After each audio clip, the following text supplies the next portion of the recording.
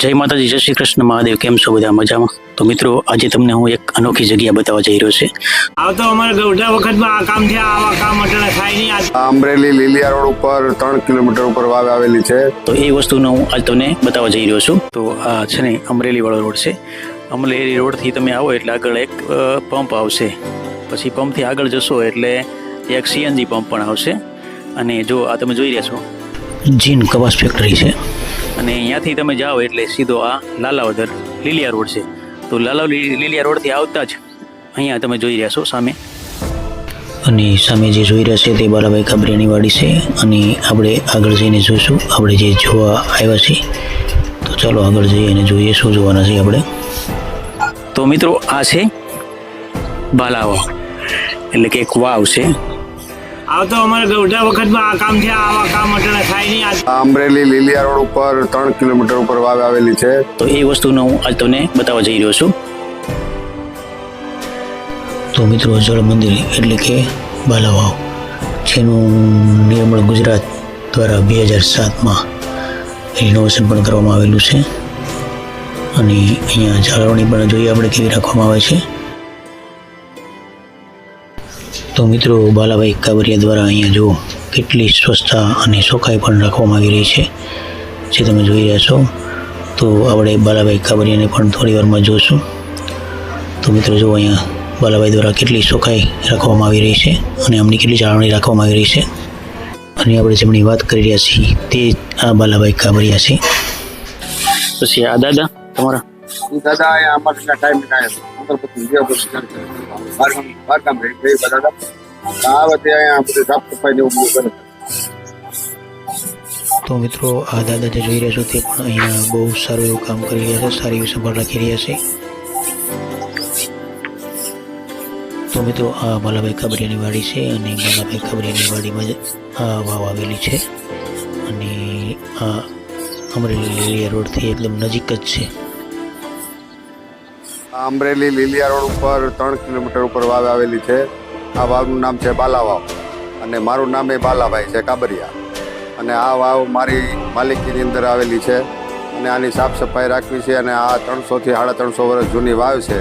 સાંજે દિયાતમે આરતી કરવી છે, કબૂતરને ચણ નાખે છે બધાએ. અહીંયા અમારા મજૂરો આવે એ કામ કરે છે અહીંયા. અને વાવની સાફ સફાઈ અમે રાખવી છે. આ વાવની અંદર ચાવણમાનું સ્થાપન છે, ખોડિયારમાંનું સ્થાપન છે. અને 2 ટાણા બધા દીવાબત્તી કરે છે. અને કોઈ પણ આવી દીવાબત્તી કરવાની છૂટ છે. જય માતાજી, જય હિન્દ. તો મિત્રો, તમે જોઈ રહ્યા છો અહીંયા આજે પણ સવાર સાંજ નિયમિત રૂપે આરતી કરવામાં આવે છે, જે તમે જોઈ રહ્યા છો.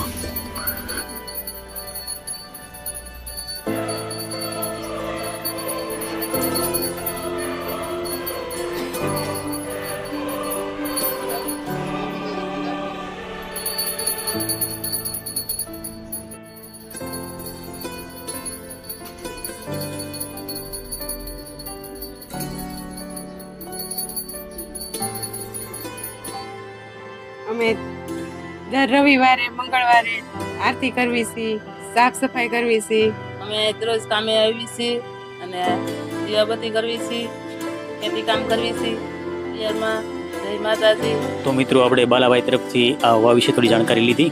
તો હવે તમને હું સંપૂર્ણ વાવ બતાવીશ. તો ચાલો આપણે સંપૂર્ણ વાવ જોઈએ. તો મિત્રો, આ વાવનું બાંધકામ ગાયકવાડ સરકાર દ્વારા કરવામાં આવેલ છે, જે તમે વાવ જોઈ રહ્યા છો.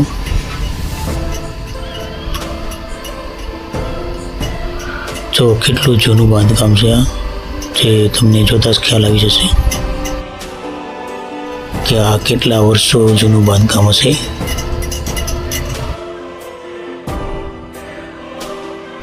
તો મિત્રો, ચાલો આપણે વાવ જોવા માટે આગળ જઈએ. અને જેવા થોડાક આગળ જઈએ એટલે આવી રીતે એક મંદિર આવે છે. અને આ મંદિરની અંદર ખોડિયારમાં બિરાજમાન છે, જે તમે જોઈ રહ્યા છો. જય ખોડિયારમાં. અને એમના એક્ઝેક્ટ સામે પણ એક મંદિર આવેલું છે. અને આ મંદિર પણ માં ચામુંડામાં બિરાજે છે. તો આ મંદિર થોડું રિનોવેશન કરેલું છે, જેમાં સ્ટાઇલ પણ મારવામાં આવેલી છે. જય ચામુંડા માતાજી. તો અહીંથી આપણે જેવા આગળ નીચે જવાના છીએ તો ચલો આપણે આગળ પણ જઈએ. જેવા આગળ જઈને જોઈએ તો આ 3 માળની વાવ છે, 1, 2 અને 3. તો વાવની અંદર આવા 3 માળ પણ છે અને આ 3 માળની વાવ છે. અને થોડાક આગળ જઈએ એટલે ફરી આવા મંદિર આવે છે જે બંને સાઈડ છે. આ સાઈડ પણ મંદિર છે, તો આવી રીતે બંને સાઈડ પણ મંદિર છે. અને આ 1, 2 અને 3 માળની વાવ છે. તો ચલો આગળ પણ જઈને જોઈએ શું છે.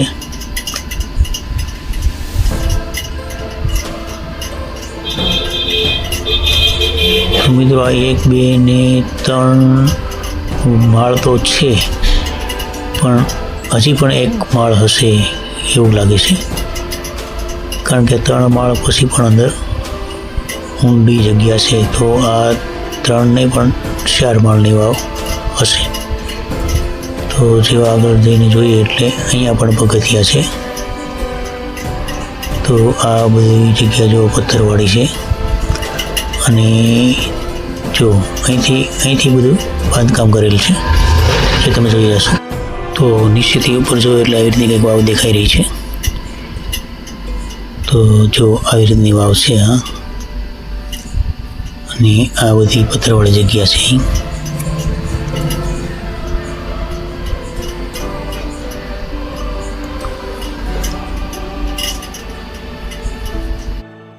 તો આ 3જો માળ છે અને તેમાં તમે જોઈ રહ્યા છો આ બધું નકશીકામ, કેટલું મસ્ત નકશીકામ પણ બનાવવામાં આવેલું છે.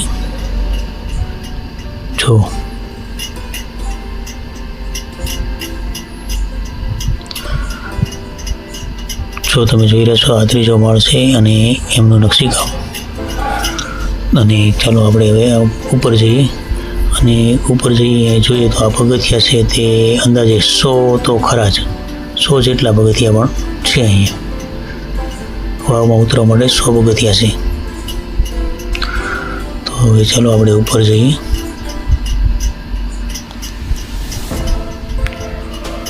તો જો આ નકશીકામ કેટલું જૂનું હોય તેવું લાગી રહ્યું છે.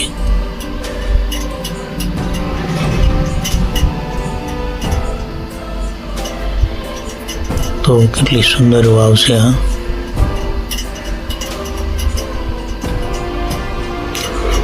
એકદમ જૂની, એટલે કે 300 વર્ષની આસપાસ જૂની વાવ.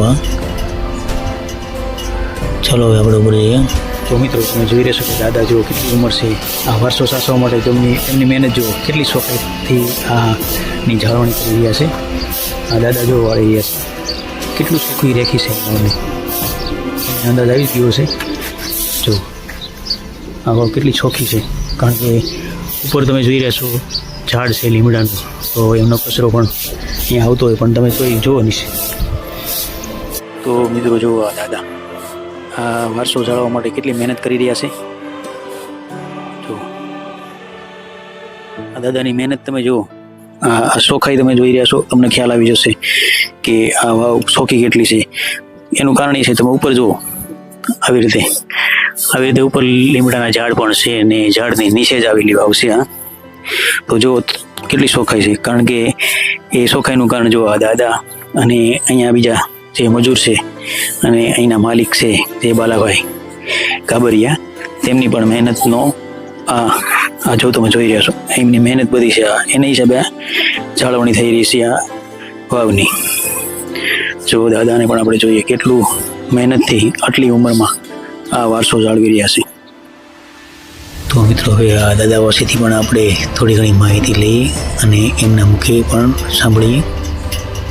આ તો અમારે ગૌઢા વખતમાં આ કામ થયા, આવા કામ અટાણે થાય નહીં. આ તો માતાજી દયાથી રાજાશાહીમાં કામ થયા છે, અને અટાણે થાય એ બધા વિખાઈ જાય પડી જાય, જે આ વિખાણું નથી, પીડ્યું નથી, ડગું જોવો.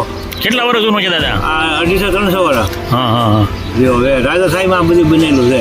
આ કામ જો આવું છે, જે વિખાણું નથી, અટાણે આવું કામ તો થાય એમ નથી, ખસાથી ગમે એમ કરો એવી મોંઘવારી છે. હા, તો તમારે અમારે બધું જોયું, પણ આપણે આવનારી પેઢીમાં જોઈએ છે આમ આવું, એટલે આવતા આવું કામ જૂનવાણી જોઈએ એટલે ગૌઢિયાનું બનાવેલું, બાકી અટાણનું બનાવેલું કઈ જોવા એમ નથી, એ પડી જાય એમ છે પસાવરે. આ તો 250-300 વર્ષ છે. હા, તોય- 250-300 આ કામ નહીં નવીન છે. તો એ બાંધકામ કેટલું મજબૂત છે. અને મજબૂત કેટલું પણ આટલું જ મારું કહેવાનું કારણ. હા હા. જો માતાજી પ્રતાપે મારે થાય હું અહીં કરું છું. અને હા 2-5 વર્ષ હું અહીં આ માતાજી મને છડાની ખબર પડી ને કે મને ખબર હતી નહીં.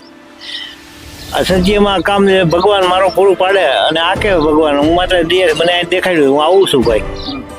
અને આવી રીતે છોકરી તો આવી રીતે સોખાઈ કરી દે કરી બને ઈ કામ કર્યા કરી. પૂજા પાઠ કરતા આ પૂજા પાઠ કરવી પડે હો.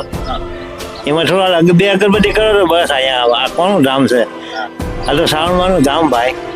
શ્રાવણ માતાજી હા અને સામે ગોખલામાં બીજા માતાજી હા એ ખોડિયામાં છે. ખોડિયાર માતાજી છે. આ ખોડિયા માતાજી ખોડિયાર માતાજી સામણ માતાજી બંને બાજુ બે બીજા આ વસાઈ કેળો બે કોર છે.